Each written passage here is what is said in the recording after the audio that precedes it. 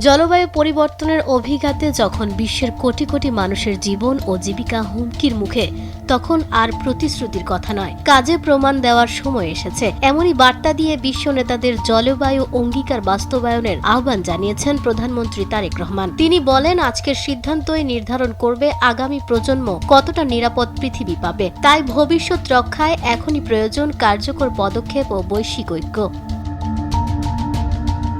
চীনের দালিয়ানে world economic ফোরামের climate leadership অধিবেশনে দেওয়া বক্তব্যে প্রধানমন্ত্রী বলেন, জলবায়ু কার্যক্রম কোনো ব্যয় নয়, বরং এটি সমৃদ্ধি, স্থিতিশীলতা ও টেকসই ভবিষ্যতের জন্য প্রয়োজনীয় বিনিয়োগ। তিনি সবুজ ও ন্যায়সঙ্গত বিশ্ব গঠনে বৈশ্বিক সহযোগিতার ওপর জোর দেন।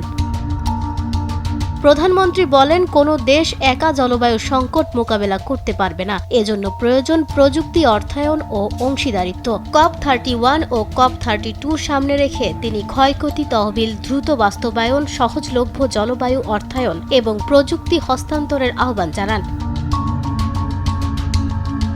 তিনি আরও বলেন, বাংলাদেশের মতো ঝুঁকিপূর্ণ দেশের জন্য অভিযোজন কোনো বিকল্প নয়, বরং অপরিহার্য।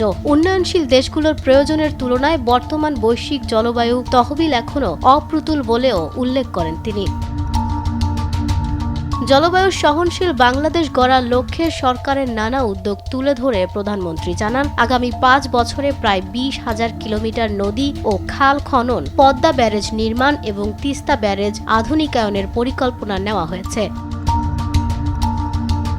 পরিবেশ সুরক্ষায় আগামী 5 বছরে 25 কোটি গাছ লাগানো ও রক্ষণাবেক্ষণের অঙ্গীকারের কথাও জানান তিনি।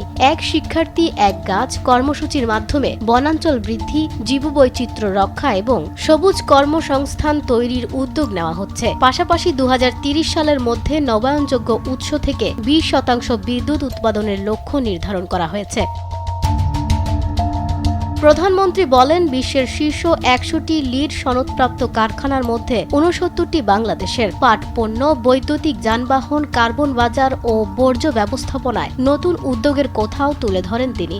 শেষে বিশ্ব নেতাদের মতপার্থক্য ভুলে লাখো মানুষের জীবন রক্ষায় জলবায়ু প্রতিশ্রুতি পূরণের আহ্বান জানান। আফসানা ভুইয়া, দেশ টিভি।